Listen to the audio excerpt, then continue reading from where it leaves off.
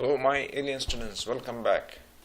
So today what we're going to learn? We're going to learn something. Actually this is, let's say, consider this part 4 of this beautiful project, the MEP project. Okay.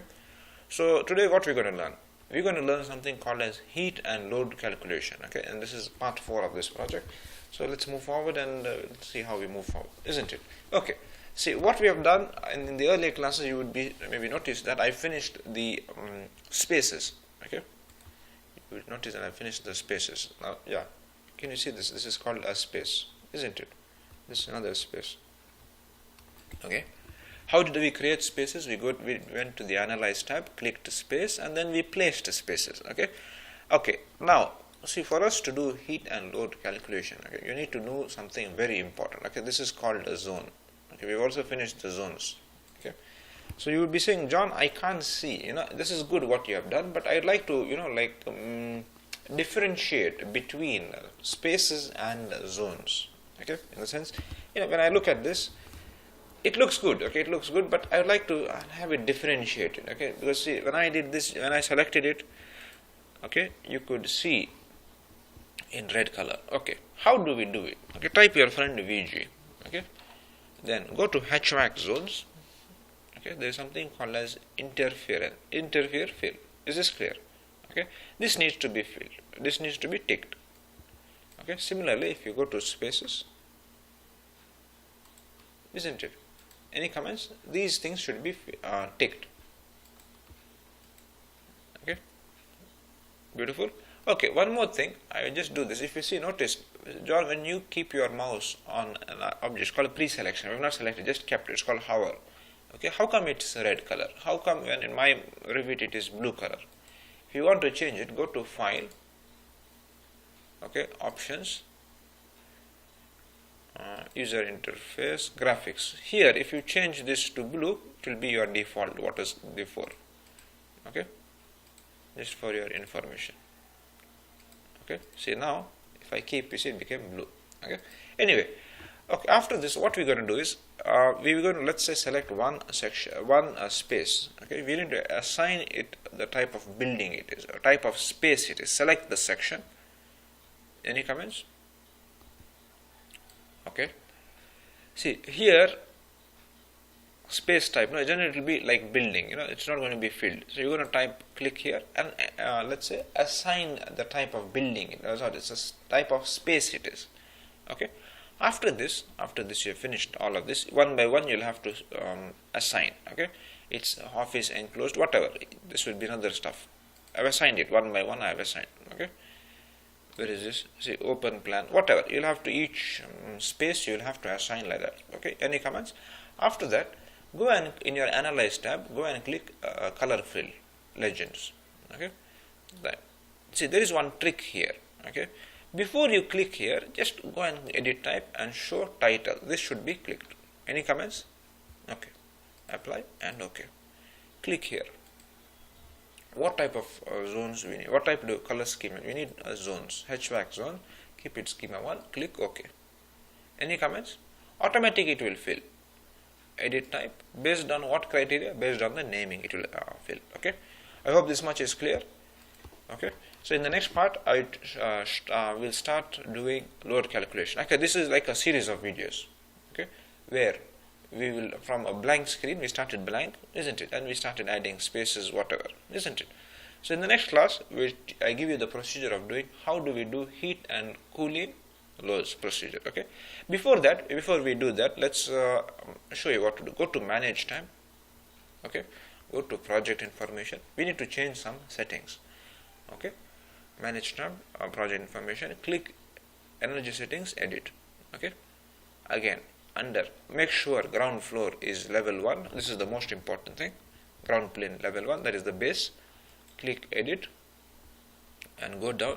You would see somewhere called space type.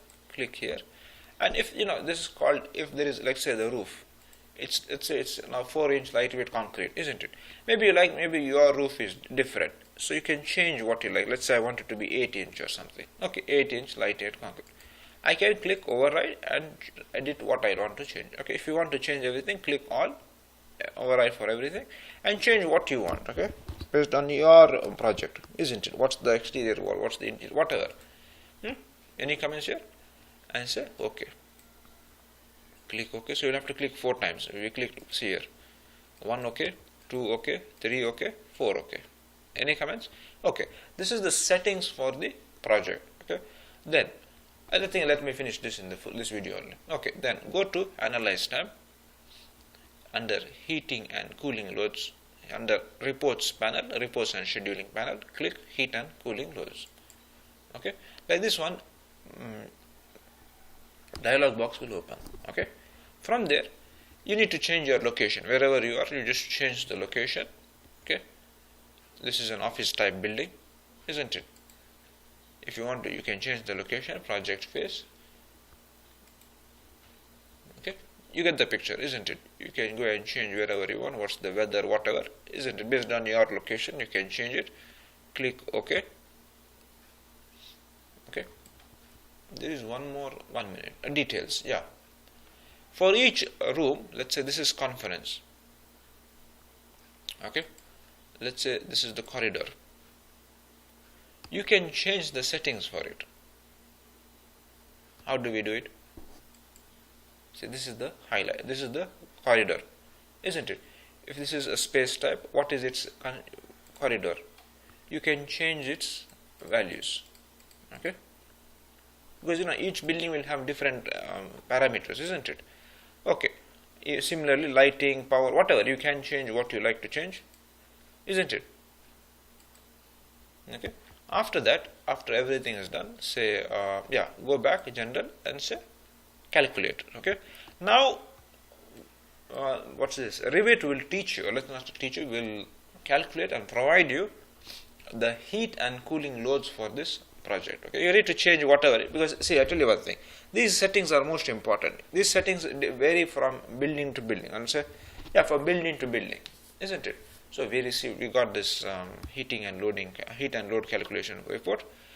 Okay, now you say, John, why did we do it? I tell you why we did it. Okay, is this clear? Okay, now let's suppose let's say go to the ceiling plan, isn't it? Now for this area, I want to calculate this space. Let's say I want to place air terminals. Okay, imagine that. Let me undo 1 second. Okay, let me undo. So you need to see what's the difference. Why are we doing this? Loads. We don't want to loads. Okay, listen. Okay, so if we select a space, look at this. Because for us to know to place, 1 second. Okay, just a second. For us to calculate or place an air terminal, we need to know what is the calculated supply airflow for this, isn't it? See, it is here not computed, isn't it? Once we place an air terminal here, isn't it? How do we will place air terminal? Here airflow will be based on what? Your calculated air supply. In the coming videos I'll teach you how to do it. Don't worry. Okay, don't make it complicated. It is easy. Okay. Any comments? Okay. So then what we will do is, so we go to Analyze tab, Heating and Cooling Loads, change the setting, see the type of building what it is, isn't it? Isn't it? You override whatever, wherever you want to do, change it.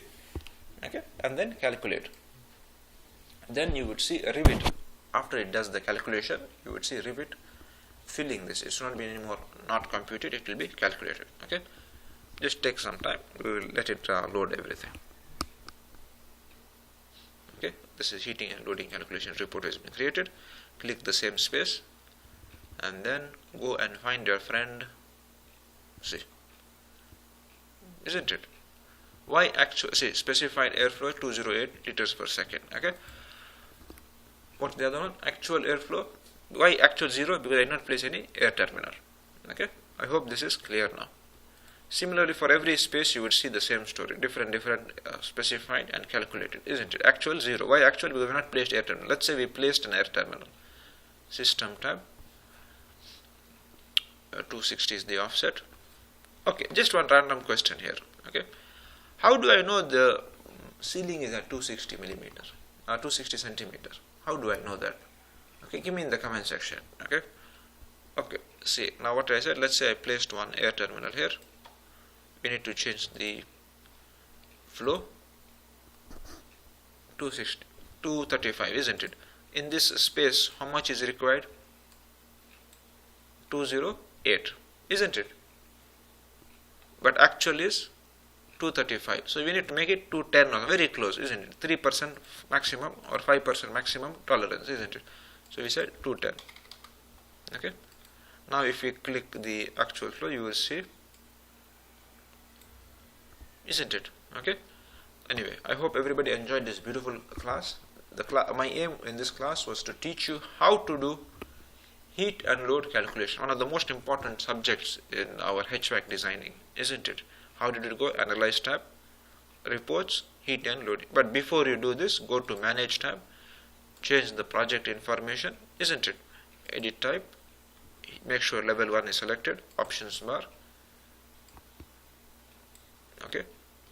Here schematic type, if you want to change the type of the building, not the type, but the characteristics of the room or whatever may be the story, isn't it? Click 4 times, okay, and we did this, isn't it?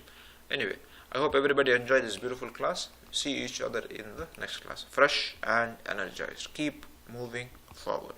Yalla, bye.